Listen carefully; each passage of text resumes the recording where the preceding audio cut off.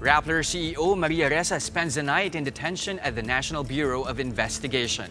Her camp failed to post bail as courts were already closed when authorities served her warrant. Here are the details.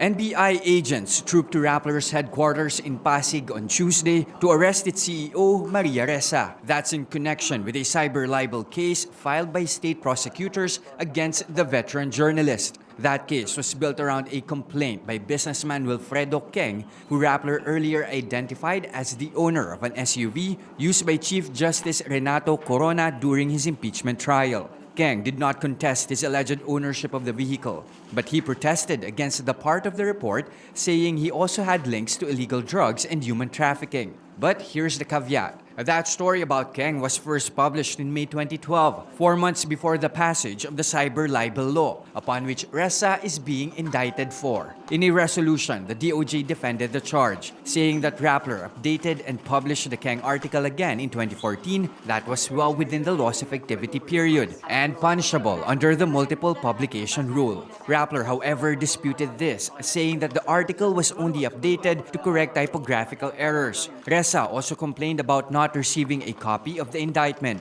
What I know is I've not gotten an official copy of the DOJ indictment. We would have the chance to file a motion for reconsideration. We should.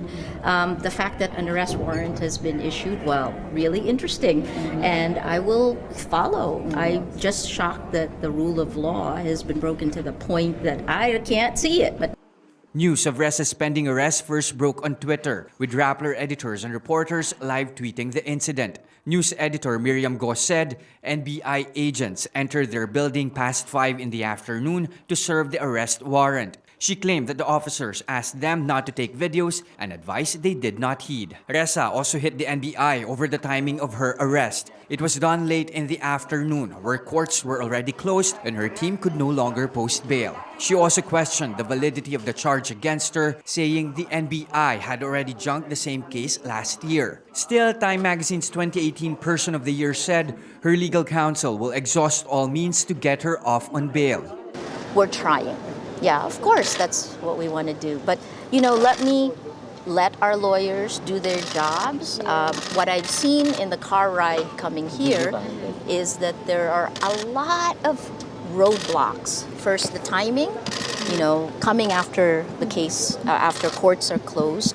The only court that's open, asking for documents that weren't given. The fact that I haven't even been given my own charge, the DOJ charge, and the fact that this case itself was thrown out by the NBI last year.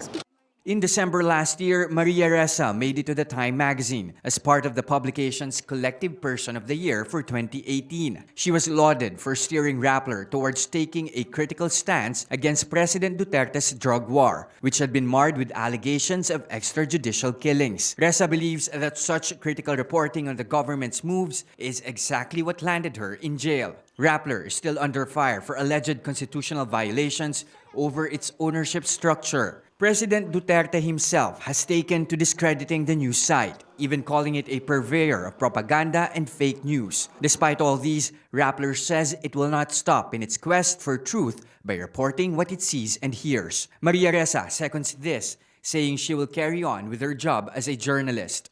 I think that people should know that the line is crossed. But we're journalists. We do our jobs, right, guys? So we keep going.